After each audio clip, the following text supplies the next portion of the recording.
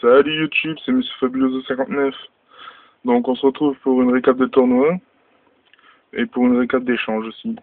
Et pour un deck profile et une loupe pour Magie Dolce. Donc au tournoi j'ai fait 6ème sur 26. Donc un top 8, ouais, ça fait plaisir avec ce deck. Ensuite pour la récap d'échange, donc avec Anto Snake, donc très bon échangeur. Une petite larve de brume en secrète. Voilà. Ensuite, deck profile Magie Dolce, parce qu'il a changé. Et il tourne vraiment, mais vraiment pas mal. En plus, avec les nouvelles cartes Abyss Rising, ça va être excellent. Donc, on commence avec 3 magies de laine. Donc, c'est la base. Ça tutoie à Magie Dolce, donc c'est trop fort.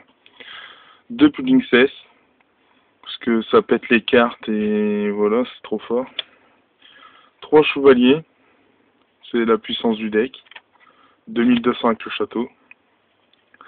3 Miaoufeuille, donc ça permet d'invoquer la Pudding Cess ou un chevalier.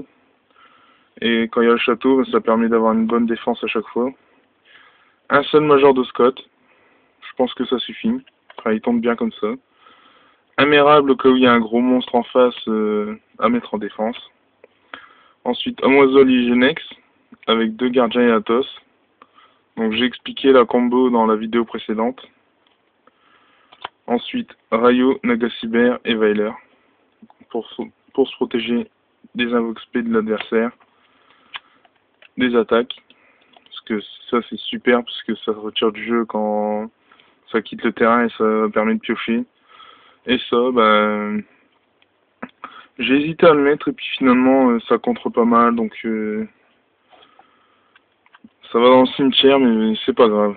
Ensuite, en magie, donc château 3 fois, 2 doubles invoques, ça c'est excellent.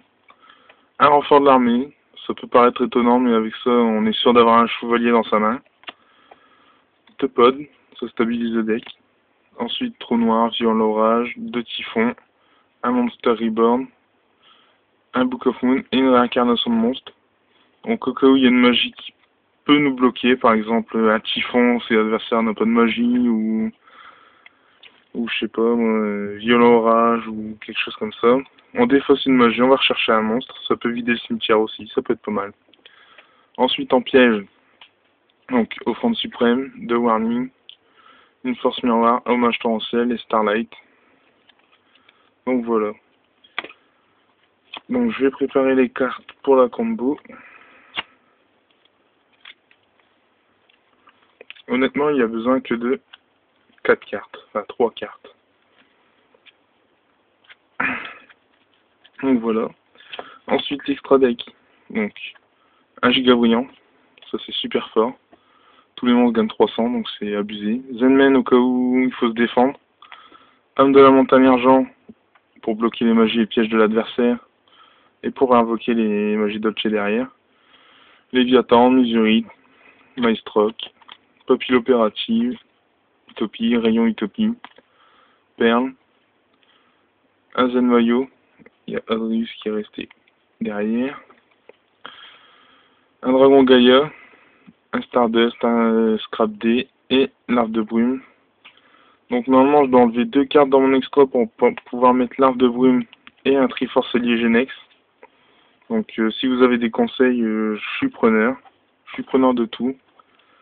Ensuite, pour la loupe OTK, sérieux, pour l'avoir testé, ça fait mal. Donc, il faut avoir posé offrande suprême. Ensuite, dans sa main, il faut une magie de laine et un chevalier. Et le château. Donc, je commence. Donc, c'est mon tour, je pioche. Donc, j'active le château. J'active l'offrande suprême. Et là, c'est parti. Magie de laine, on va chercher une magie de laine. On paye 500 magie de laine. On va chercher une magie de laine avec l'effet. On repaye 500 magie de laine. Effet de magie de laine, on va chercher un chevalier. On paye 1000. Et on a le terrain rempli. Avec le château, ils gagnent tous 500 d'attaque. Et on y va, quoi. Ça fait plus de 10 000. Je l'ai fait en tournoi samedi et c'est abusé, quoi. Donc voilà, j'espère que cette vidéo vous aura plu. J'attends vos conseils quant à l'extra deck de ce deck. Et voilà. Donc à très bientôt sur ma chaîne. Bonne soirée. Abonnez-vous. Faites tourner. Enfin voilà, comme d'habitude, quoi. Allez, salut!